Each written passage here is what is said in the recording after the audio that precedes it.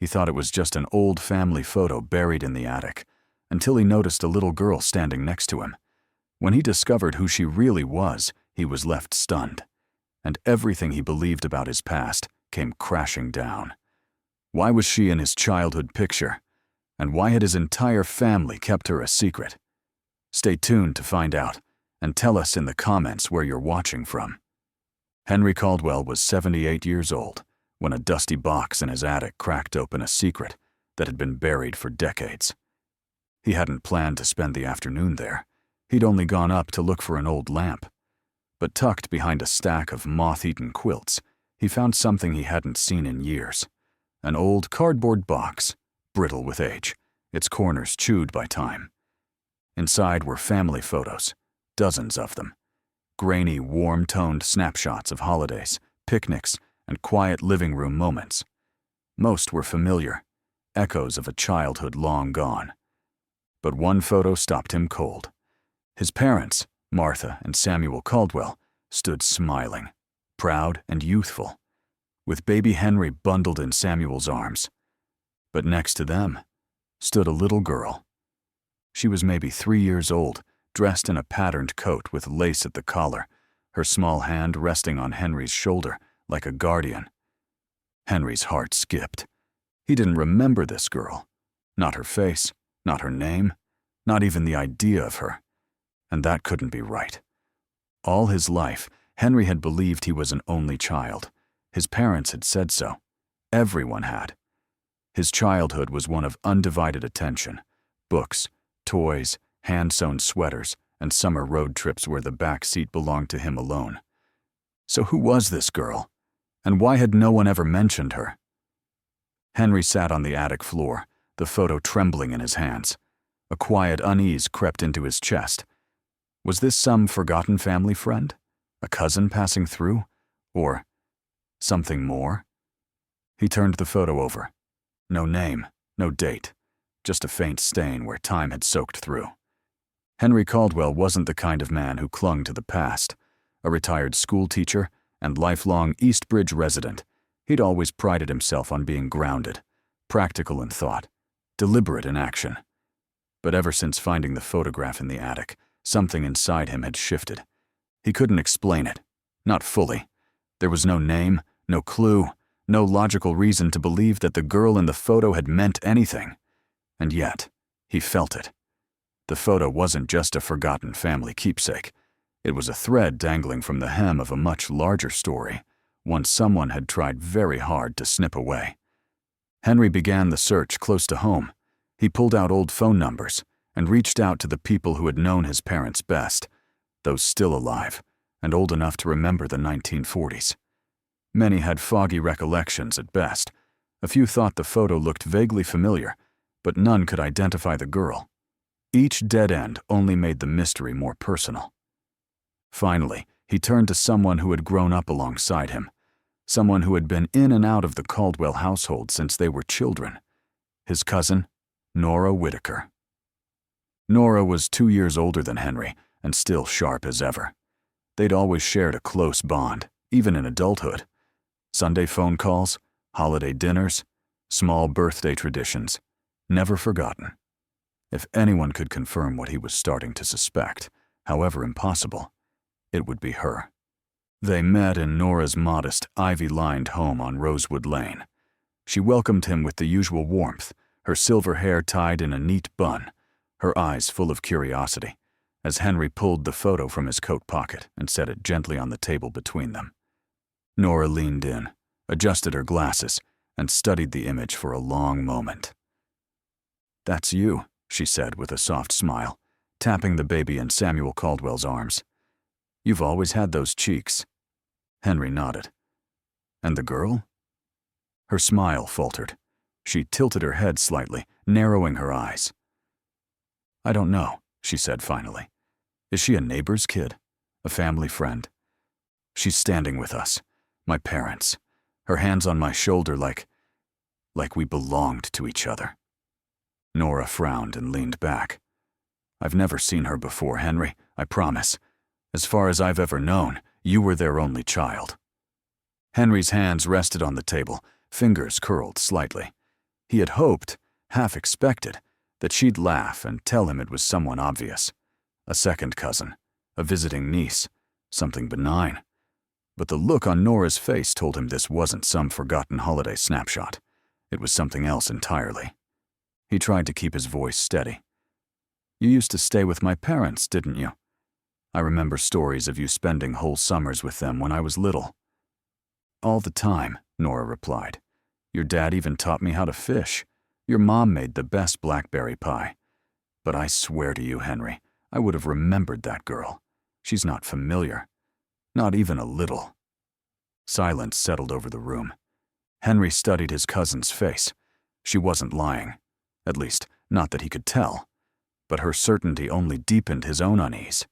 If Norah, who had practically been a fixture in his childhood home, had no memory of the girl, then either the photo was some elaborate mistake, or someone had gone to great lengths to bury a piece of his past.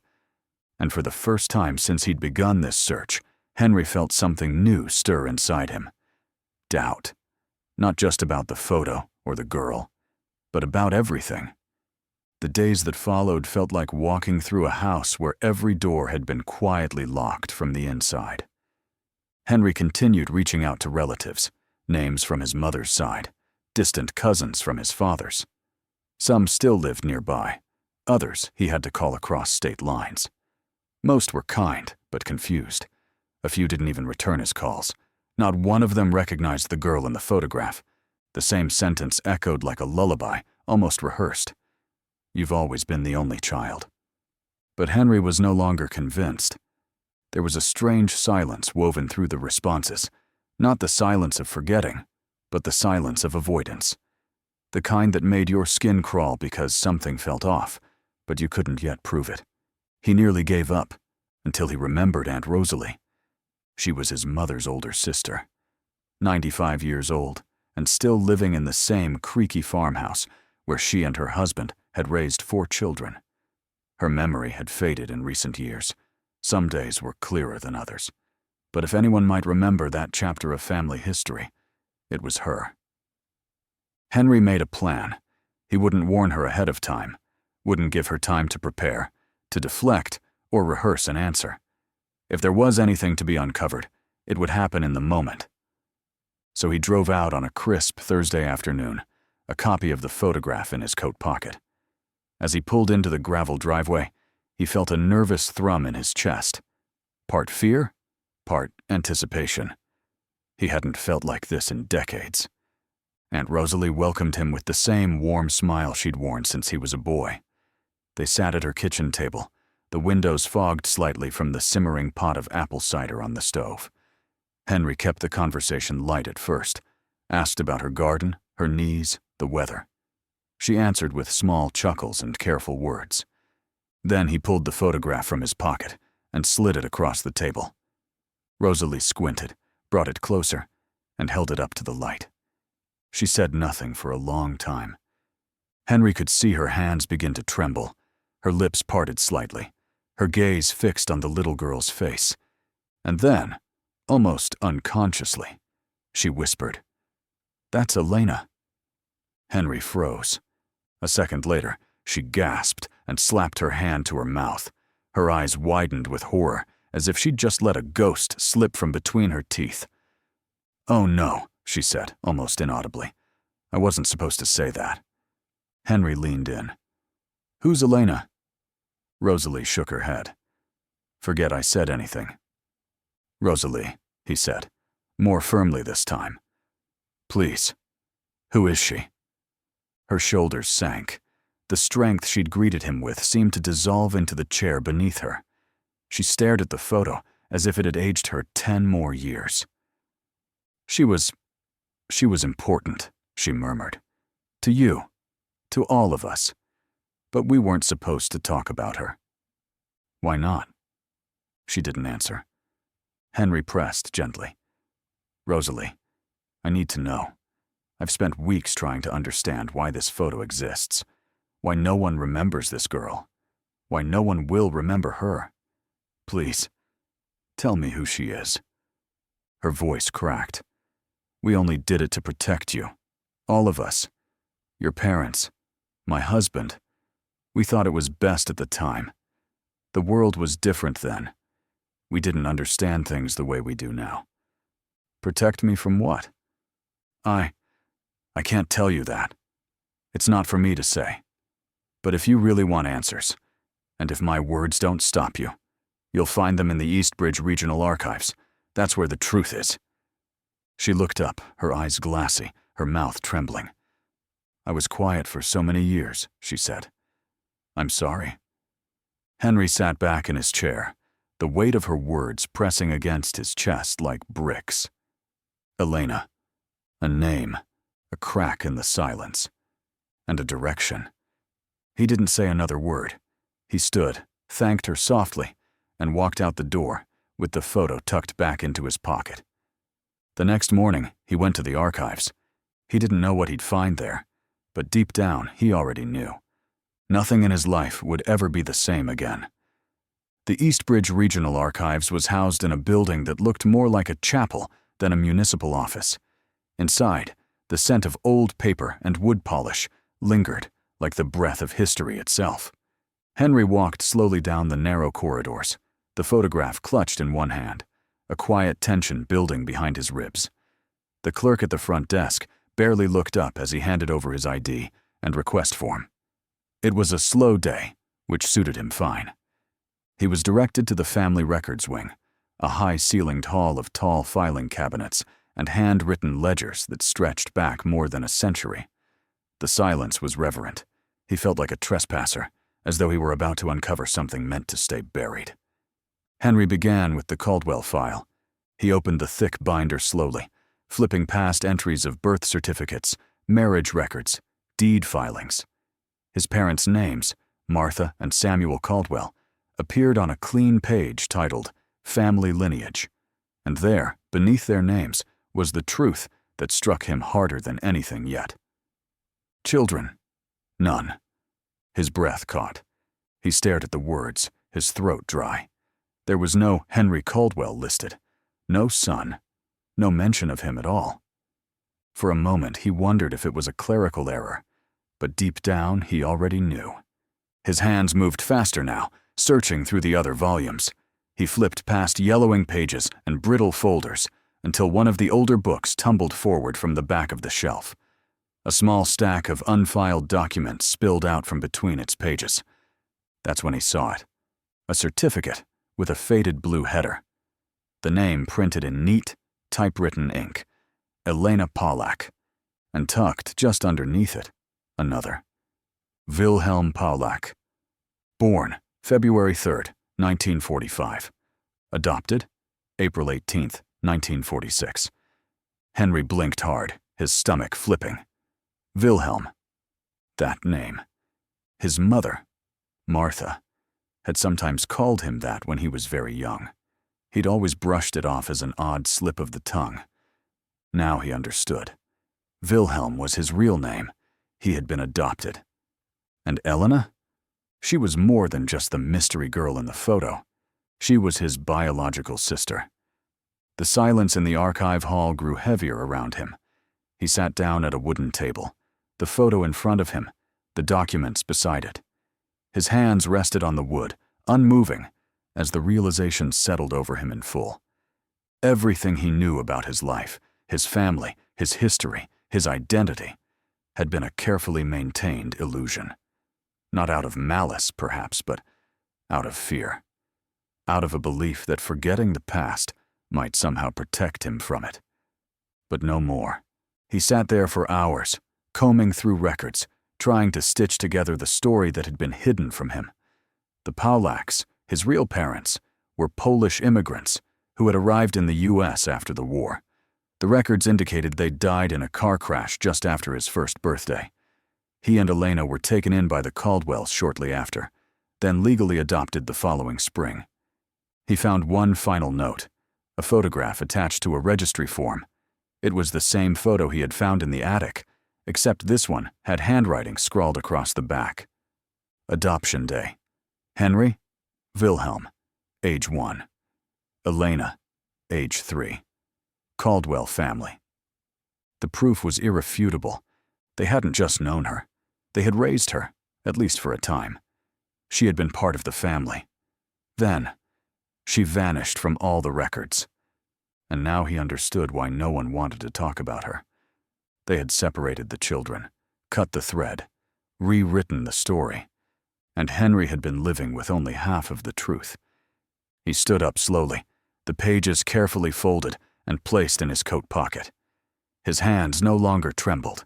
His voice didn't falter as he walked out the door. There was only one thing left to do now. He had to find out what happened to Elena. He sat in his car, staring out the windshield in silence, and then his phone rang. He glanced at the screen. Aunt Rosalie. He hesitated, then answered. "I assume," she said softly, "that by now, you know who the girl in the photo is. Don't you, Wilhelm?" The name struck like a chord in a quiet room. Henry didn't respond. "Come over," she said after a pause. "Bring what you found. I think it's time." He arrived just before nightfall. This time, Rosalie didn't ask him how he was. She didn't smile, didn't offer tea. She led him straight to the kitchen and sat across from him at the same worn table. Henry laid the documents in front of her. "I know I was adopted," he said quietly. "I know my name was Wilhelm. I know Elena was my sister." Rosalie looked down at the papers. "Yes," she whispered. "You're right." He waited, giving her space to speak. "You were both so small when it happened," she began. "Your parents, Jan and Zofia, they were killed in a car crash. Martha and Samuel took you both in because they had been close friends for years. They planned to raise you as their own." Henry nodded slowly. "So what happened? Why don't I remember her?" Rosalie sighed. "You and Elena were grieving. Neither of you fully understood what had happened. But the trauma, it showed. You cried constantly. She had night terrors. The doctor back then said you were feeding off each other's sadness, that staying together was making it worse. So they split us up," Henry said, finishing the thought. "Yes," she said. "They thought it would help. They thought if you each had a clean start, you'd grow up happy. And you did, in your own way." He stared at her. "But where did she go?" Rosalie hesitated. Her eyes welled up. "We didn't want to erase her from your life entirely, so we kept her close. We gave her to another branch of the family, your aunt and uncle, and we changed her name. We thought, if you ever crossed paths again, you could have something, even if you didn't know." Henry leaned forward, confused. "Wait, what are you saying?" Rosalie looked him directly in the eyes. "You know her already." Silence fell. "You've known her your whole life," she said. "You even spoke to her this week." Henry stared at her, not breathing. Rosalie's voice cracked. "Her name isn't Elena anymore. She's Norah. Norah Whitaker." Henry's breath caught.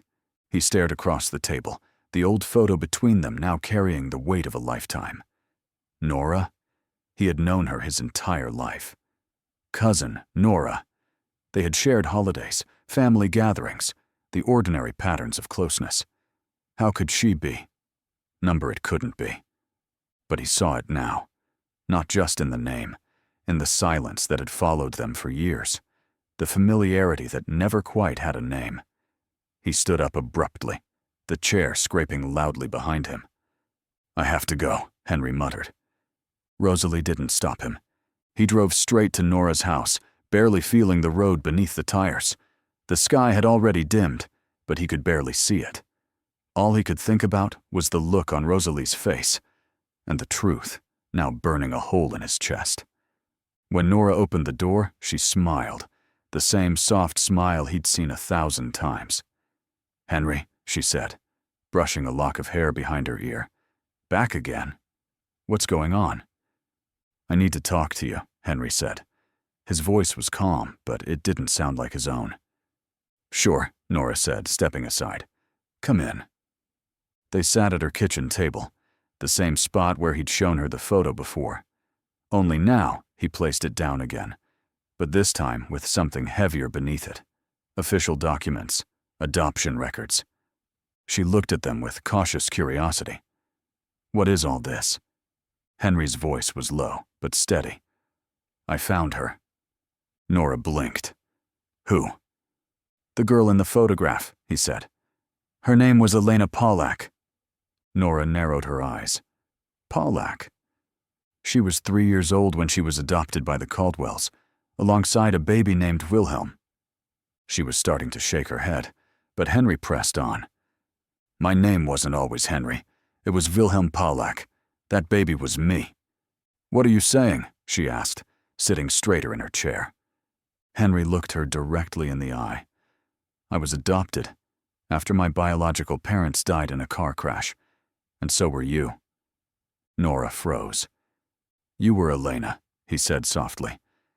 They changed your name and raised us separately. Her mouth opened slightly, but no sound came. Her eyes scanned the documents, the photo, and then landed on him. No, she whispered. No, that can't be right. I didn't know either, Henry said. Not until a few days ago. Not until I found this. Norah stood up from her chair. That's not possible. I've always been… Norah. I mean, yes, I was adopted, but they never told me anything. I never knew who my real parents were. That was by design, Henry said. They thought keeping us apart was better, easier, safer. She began pacing slowly, hands trembling. I would remember something like that. Wouldn't I? I don't, Henry said gently. But the records do. The names, the dates, the photo. It's all here. And it all points to you. Norah turned away, her voice cracking. This is too much. I don't know what to believe. There was a long silence between them. The kitchen felt too small for the weight in the room. Norah turned away again, her arms folded tightly across her chest, as if holding herself together. You really believe this? She asked. That I'm… her? I don't believe it, Henry said quietly. I know it. She shook her head slowly. I don't remember you. I don't remember you either, he said. But that doesn't make it less true. Norah stared at the photograph again, her breath catching. Her voice, when it came, was barely audible. Why didn't anyone tell us? Because they thought they were protecting us. A bitter laugh slipped from her lips. Protecting us by erasing everything? Henry didn't answer. What could he say? And then, without warning, she dropped into the chair across from him, covered her face with both hands, and let the silence break into sobs. Years of confusion. Years of something missing, and never knowing what. Henry sat there, helpless, watching his sister fall apart over a life they'd been denied. When she finally looked up, her face was streaked with tears. I should be angry, she said. At them. At all of them. But right now, I'm just tired of not knowing who I am. Henry nodded. You're not alone anymore, he said. That's what matters now. She didn't respond with words. She reached across the table, her hand trembling, and took his in hers. It wasn't a reunion with trumpets or hugs. It was quiet, but real. And after everything, they both knew it was the start of something they should have never lost. In the days that followed, Henry and Norah didn't talk much about the past. They didn't need to. The truth sat quietly between them, shaping every moment in ways neither could explain. They met more often now. Small visits, short walks, long silences that said more than words could. There were no big speeches, no dramatic declarations.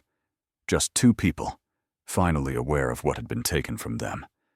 Norah once said, I keep wondering how different things might have been if we'd grown up together. Henry didn't answer right away. Then he said, we didn't. But we still have now. That was enough. They couldn't reclaim the years they lost, but they could finally begin the ones that were still ahead.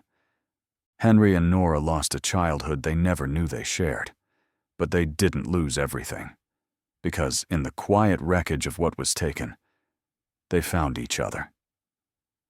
Sometimes reconciliation comes too late. Other times, it arrives just in time, but with scars you never expected to carry. How do you begin to rebuild a bond that should have never been broken in the first place? Have you ever found yourself reconnecting with someone after years of silence, distance, or secrets? We'd love to hear your story in the comments. If this story resonated with you, please like, subscribe, and share it with someone who might need it today. Thank you for watching, and we'll see you in the next story.